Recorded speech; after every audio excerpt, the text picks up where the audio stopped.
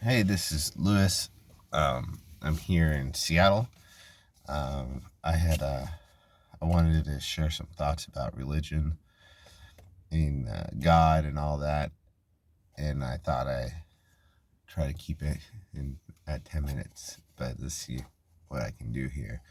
Um, so I think I have a kind of not necessarily unique, but like it's an interesting journey as far as my spiritual development has gone through.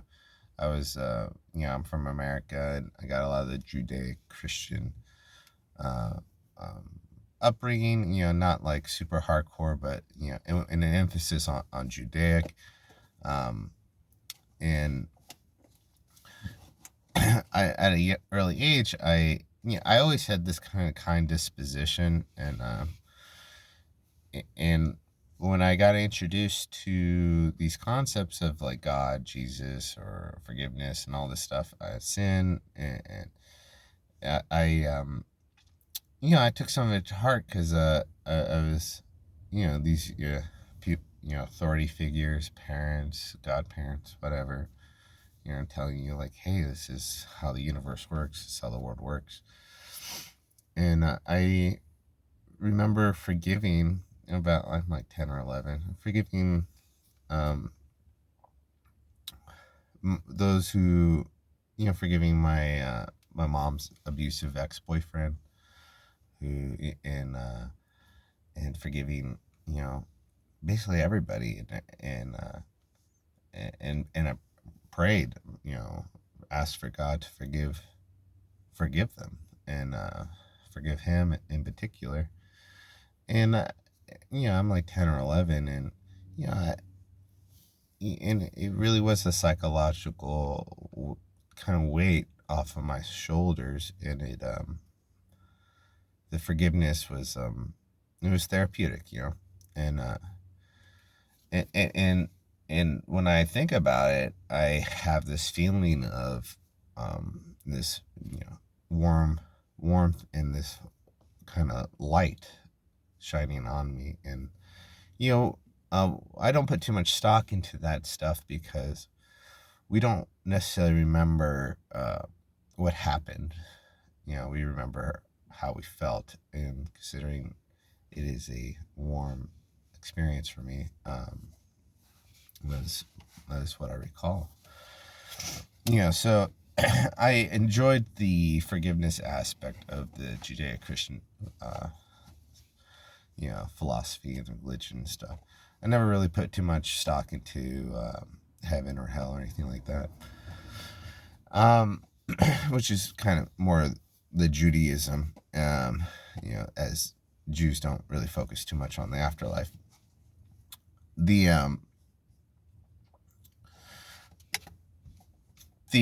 I remember, around the same age, like 11 years old or something, asking my godparents, who I was living with, like, hey, so do you believe dinosaur bones were put there by the devil to test our faith, right?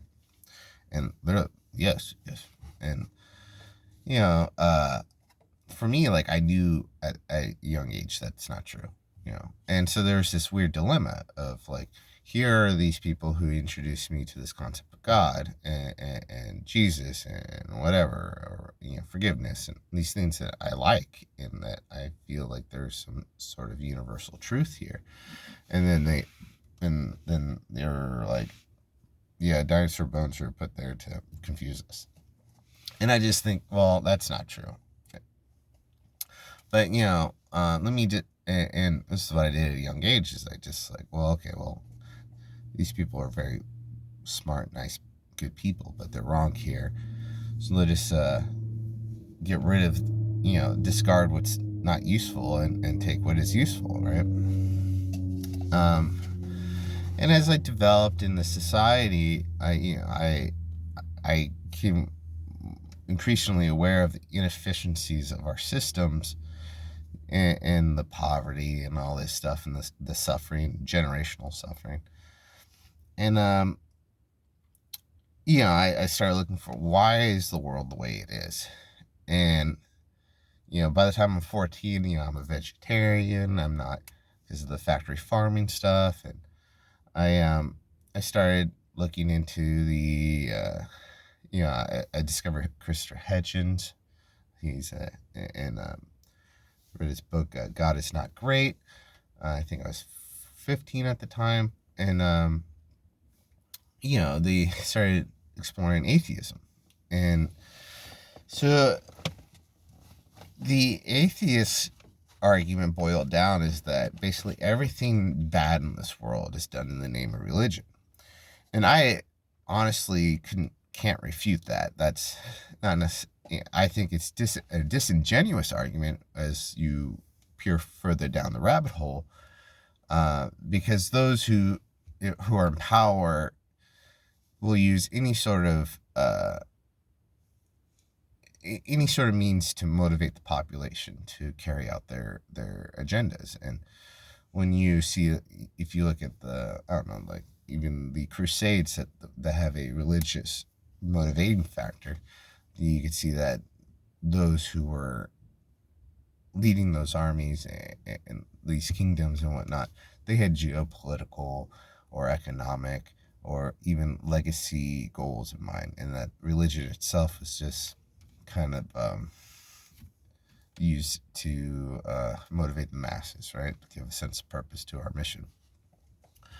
And so I found that it was a little disingenuous, and but I started peeling away some of the programming of when you start realizing that the Council of Nicaea in 170 something AD basically wrote the Gospels, and you start seeing the layers of manipulation within the church and the history of just all sorts of things, came to the forefront of my understanding.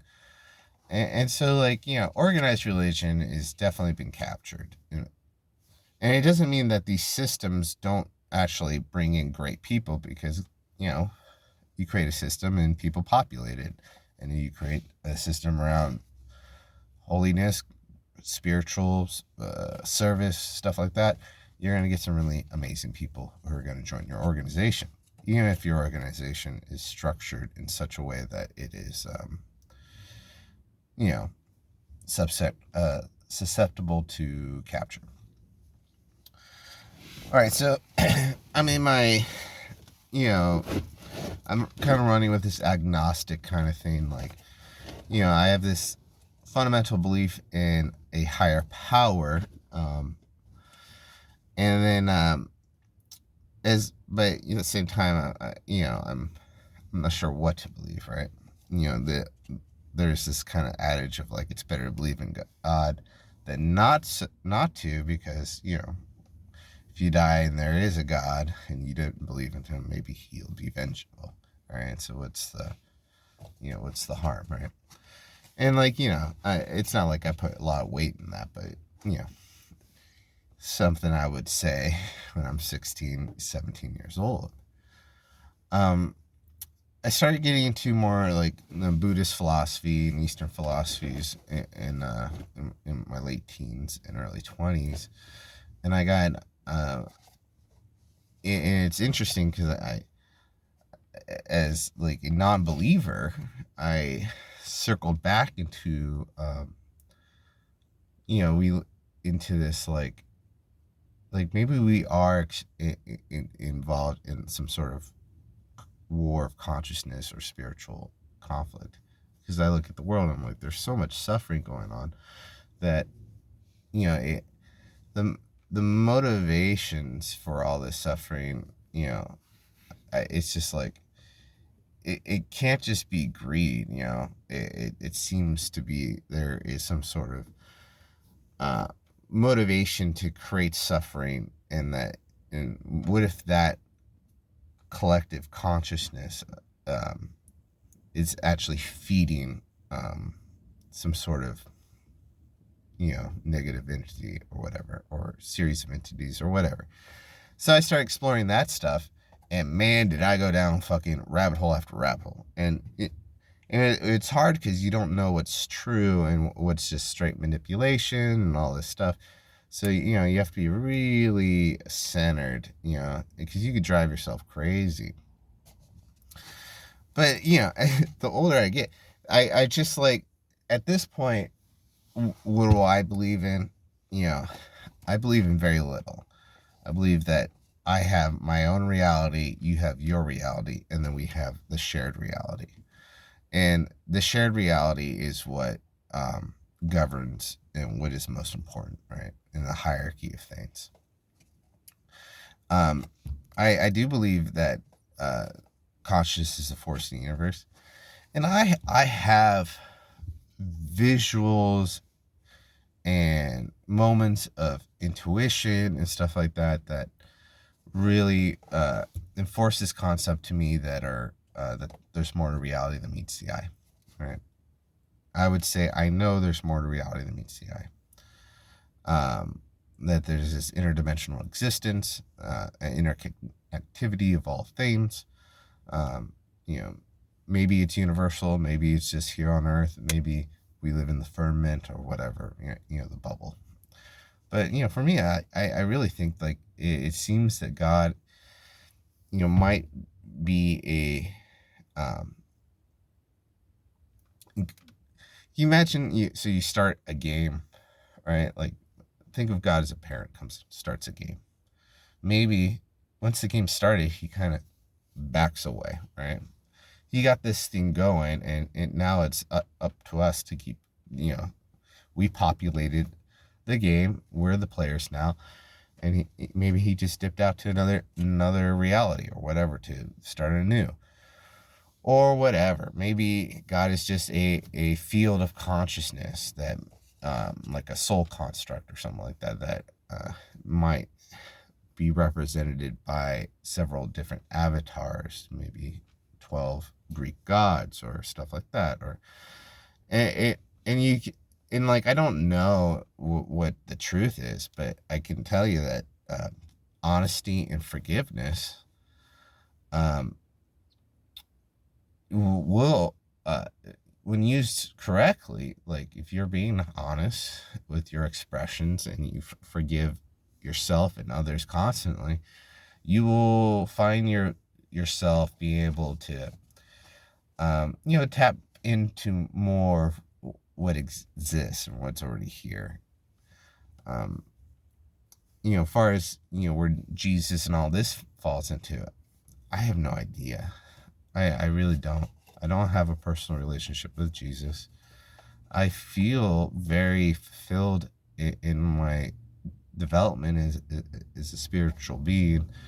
Um, but like, I don't have that Christian thing, right? I don't. But at the same time, I do believe in this in a higher power like God, and I do believe that there's more to reality than meets the eye, and I do believe that life it is meaningful, and life brings order to the chaos of the universe, and it's I believe that it's a great opportunity to be alive and to be an individual. Um, but far as is God great and this and that, or is Jesus going to come and save us and all these things, I find that messianic beliefs, savior complexes, is not necessarily serving for humanity. All right, my friends. Um, I hope that was interesting. Um, I could talk a lot more about all this in my actual experiences, but when I get into like the things that have happened to me as far as the way I've tweaked my consciousness and the things that I've experienced, those are things I can't necessarily share. I can articulate them and share with you, but like, it really wouldn't do anything for you. Like, these are, unless you had a direct question, me saying that I had these conversations with yada yada yada entity wouldn't really do anything for you.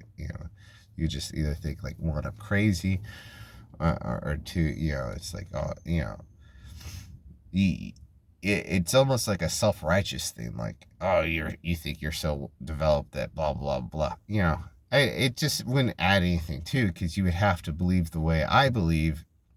And that's really not what I'm trying to do. I'm not trying to really convert people into thinking just like me.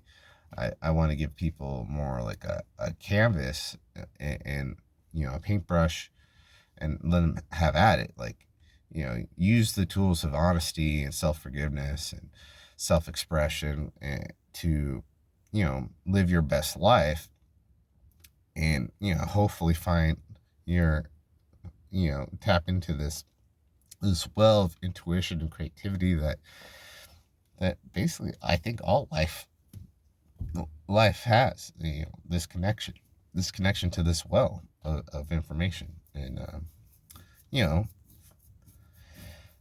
well, anyways, that's 16 minutes, not 10, but just a little bit about me and my perspectives on religion, and you know and all that. Have a good day.